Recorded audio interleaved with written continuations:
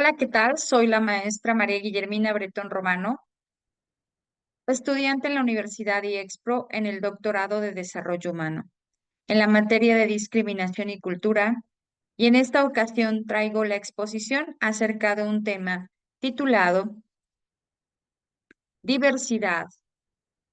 En la diversidad, retos actuales de los derechos humanos frente a identidades étnico-colectivas, de Alan Tinajero Palacios. Hablar de la diversidad en la diversidad implica reconocer un poco que en muchas de las ocasiones el discurso es uno y la realidad es otra. Es reconocer los grandes desafíos y retos que viven los derechos o que tienen los derechos frente a las diferentes identidades étnico-colectivas. Para dar inicio, empezaré con esta pregunta detonadora que me ha generado esta lectura. Es, cómo puede el derecho internacional garantizar tanto los derechos de los individuos dentro de una comunidad étnica como los derechos de la comunidad en su conjunto para preservar su identidad y autonomía? Es una pregunta que me surgió haciendo y causando mucho eco dentro de mí. Y llego a la conclusión de que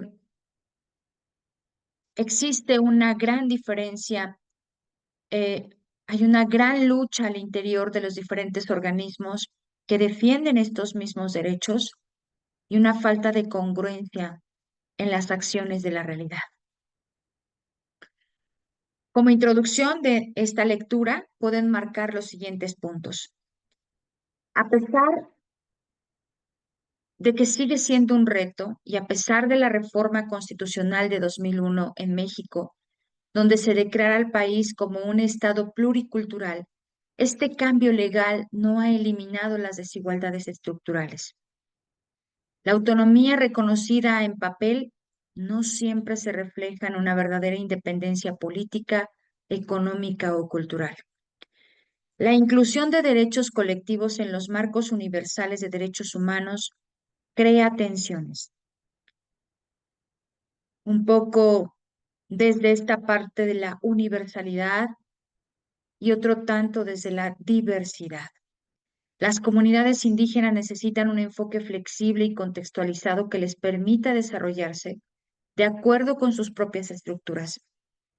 Hasta que esto se logre, el reconocimiento de derechos específicos seguirá siendo limitado e insuficiente. La identidad no debe ser entendida como una prisión, más bien la identidad y la diversidad debe ser una oportunidad. Hablar de esta problemática que nos presenta la lectura en el análisis sobre las demandas por violaciones de derechos humanos de las comunidades indígenas, surge el conflicto entre la titularidad de derechos individuales y colectivos. Un enfoque individualista puede ser insuficiente para garantizar los derechos que sostienen una identidad colectiva, afectando sus propias costumbres esenciales para su desarrollo. Este conflicto refleja la preponderación del sujeto neoliberal sobre los derechos colectivos, según Rodríguez Garavito y Andrés en 2019. Si hablamos de la metodología que nos presenta esta lectura, el enfoque sin duda es cualitativo debido a la naturaleza indeterminada de las variables analizadas. Se revisa el carácter universalista de los derechos humanos en relación con la diversidad cultural, basado en informes internacionales de Naciones Unidas. Y estos informes, sin duda, critican las posturas relativistas y las califican de fundamentalistas y extremistas, señalando su impacto negativo en la universalidad de los derechos humanos. Pareciera que estas posturas de Habermas y Taylor representan enfoques diferentes. Para Habermas promueve un marco liberal, mientras que Taylor aboga por un enfoque más inclusivo y radical de los grupos indígenas. Y aquí se analiza la diversidad cultural en comunidades indígenas a partir de 3 resoluciones representativas de la Corte Interamericana de Derechos Humanos. Si hablamos de universalismos y fundamentalismos, Los derechos han sido proclamados como un conjunto de facultades jurídicas universales, aplicables a todas las personas con un consenso internacional reflejado en las declaraciones de la Organización de las Naciones Unidas. Sin embargo, existe desacuerdo sobre el contenido significativo y el significado y el alcance de estos derechos en sociedades plurales, según Borges y Aguirre en 2009. Durante la Conferencia Mundial de Derechos Humanos de 1993, países como Irán y China criticaron el universalismo occidental, señalando que no era compatible con sus tradiciones culturales. Imagínense hasta dónde llegó esto, según Salvioli en 1996. Se identifican dos posturas filosóficas en conflicto. Por un lado, se defiende la universalidad de los derechos humanos sin considerar la diversidad cultural, mientras que en la otra considera los derechos humanos como relativos a las culturas, negando su universalidad. Este choque se refleja en el debate entre universalismo abstracto y relativismo cultural, lo que lleva a una discusión sobre el relativismo ético, según Guerrero en 2016.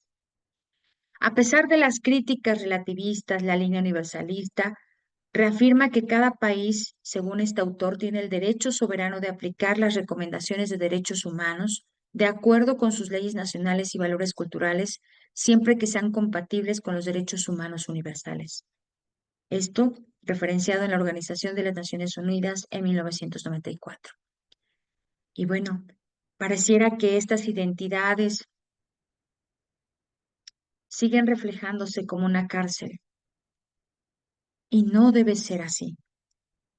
A manera de conclusión personal, en este análisis que he hecho de la lectura me permite vislumbrar que si bien el análisis revela la coexistencia de derechos humanos universales y la necesidad de reconocer la diversidad cultural, también es evidente que la teoría estándar de derechos humanos no ha evolucionado lo suficiente. ¿Por qué? Pues porque no puede y logra abordar plenamente las demandas de las identidades étnico-colectivas. La tensión entre la universalidad de los derechos y la subjetividad de las reivindicaciones colectivas sigue siendo una contradicción latente. La falta de mecanismos efectivos de implementación y el enfoque riguroso sobre principios universales sin duda debilitan el potencial emancipador de estos derechos para satisfacer las necesidades de las comunidades indígenas en lucha por el reconocimiento cultural y político. El reto aquí es proteger y fomentar la diversidad étnica frente a las fuerzas de la globalización que tienden a promover una cultura dominante. Y por último, la defensa de los derechos humanos debe adaptarse para asegurar que las comunidades étnicas no pierdan su identidad en el proceso. Superar estas contraindicaciones no es solo una cuestión de ajuste teórico, sino una necesidad de reformular el discurso de los derechos humanos para que respondan de manera más adecuada a la diversidad global. Y creo que a lo largo de este doctorado en desarrollo humano me he convertido en un ser más sensible frente a estas realidades que aquejan y que requieren no solo de la voluntad de los profesionales, sino de mover la voluntad política auténtica para promover un diálogo intercultural genuino y para reconsiderar los supuestos fundamentales sobre la universalidad, tomando en cuenta las realidades pluriculturales. Aquí dejo las referencias. Agradezco su atención. Muchas gracias.